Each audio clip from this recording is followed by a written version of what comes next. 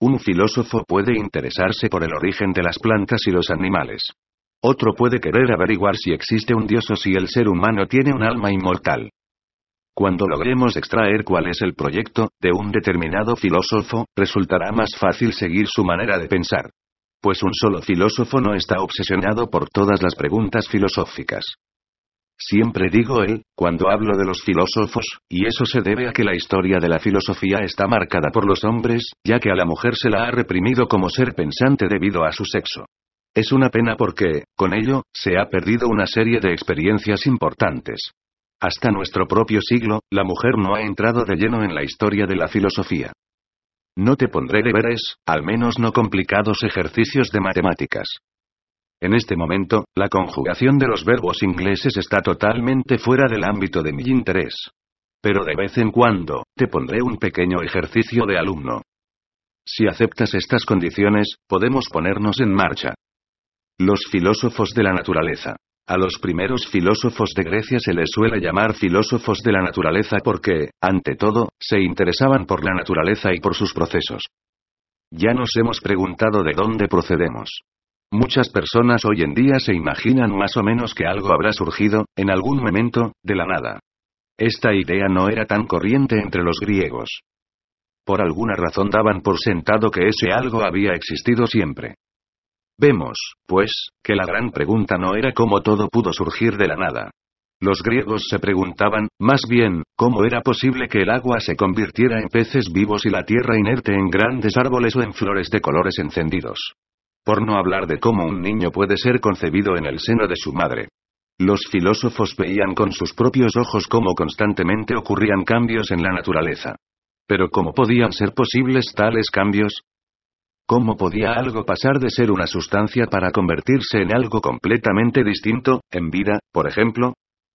Los primeros filósofos tenían en común la creencia de que existía una materia primaria, que era el origen de todos los cambios.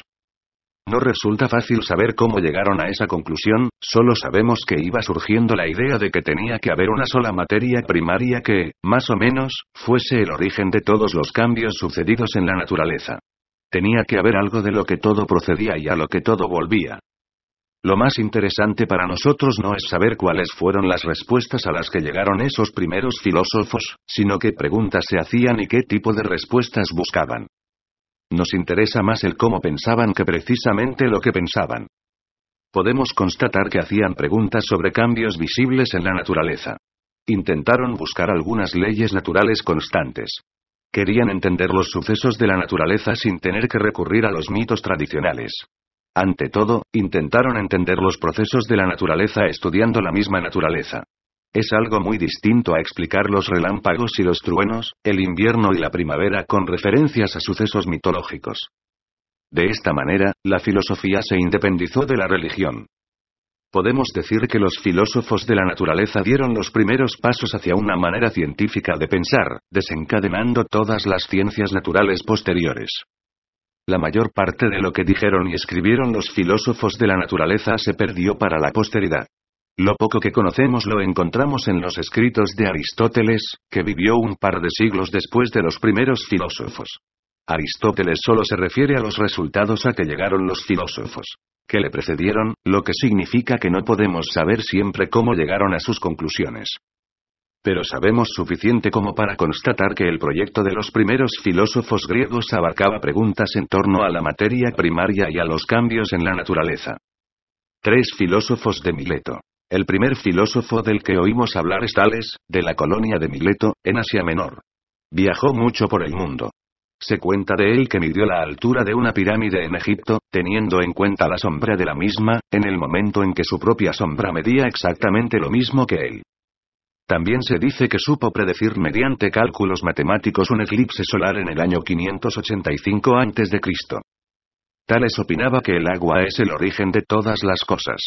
No sabemos exactamente lo que quería decir con eso. Quizás opinara que toda clase de vida tiene su origen en el agua, y que toda clase de vida vuelve a convertirse en agua cuando se disuelve. Estando en Egipto, es muy probable que viera cómo todo crecía en cuanto las aguas del Nilo se retiraban de las regiones de su delta. Quizás también viera cómo, tras la lluvia, iban apareciendo ranas y gusanos. Además, es probable que Tales se preguntara cómo el agua puede convertirse en hielo y vapor, y luego volver a ser agua de nuevo. Al parecer, Tales también dijo que todo está lleno de dioses. También sobre este particular solo podemos hacer conjeturas en cuanto a lo que quiso decir. Quizás se refiriese a cómo la Tierra Negra pudiera ser el origen de todo, desde flores y cereales hasta cucarachas y otros insectos, y se imaginase que la Tierra estaba llena de pequeños e invisibles gérmenes de vida. De lo que sí podemos estar seguros, al menos, es de que no estaba pensando en los dioses de Homero. El siguiente filósofo del que se nos habla es de Anaximandro, que también vivió en Mileto. Pensaba que nuestro mundo simplemente es uno de los muchos mundos que nacen y perecen en algo que él llamó lo indefinido. No es fácil saber lo que él entendía por lo indefinido, pero parece claro que no se imaginaba una sustancia conocida, como tales. Quizás fuera de la opinión de que aquello de lo que se ha creado todo, precisamente tiene que ser distinto a lo creado. En ese caso, la materia primaria no podía ser algo tan normal como el agua, sino algo indefinido. Un tercer filósofo de Mileto fue Anaxímenes, aprox. 570-526 a.D.C., que opinaba que el origen de todo era el aire o la niebla. Es evidente que Anaxímenes había conocido la teoría de Tales sobre el agua. ¿Pero de dónde viene el agua? Anaxímenes opinaba que el agua tenía que ser aire condensado, pues vemos cómo el agua surge del aire cuando llueve. Y cuando el agua se condensa aún más, se convierte en tierra, pensaba él. Quizás había observado cómo la tierra y la arena provenían del hielo que se derretía. Asimismo pensaba que el fuego tenía que ser aire diluido.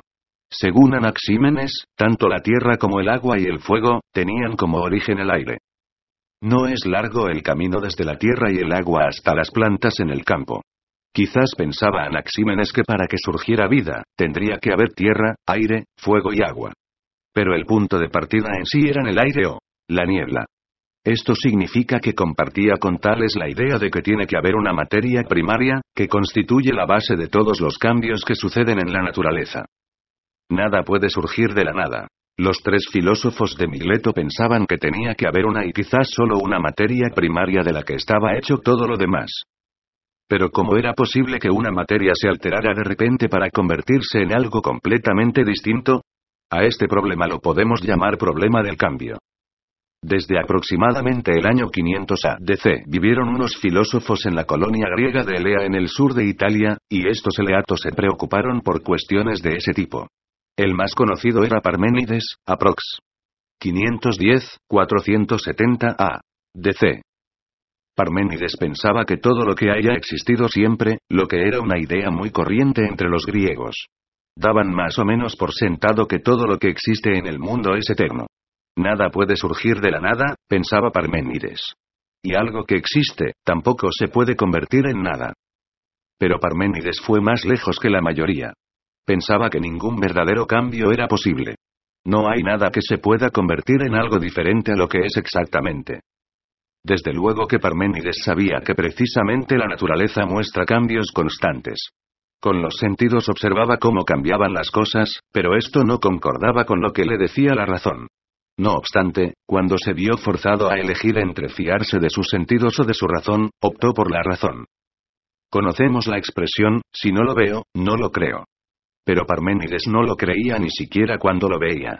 Pensaba que los sentidos nos ofrecen una imagen errónea del mundo, una imagen que no concuerda con la razón de los seres humanos. Como filósofo, consideraba que era su obligación descubrir toda clase de ilusiones. Esta fuerte fe en la razón humana se llama racionalismo. Un racionalista es el que tiene una gran fe en la razón de las personas como fuente de sus conocimientos sobre el mundo.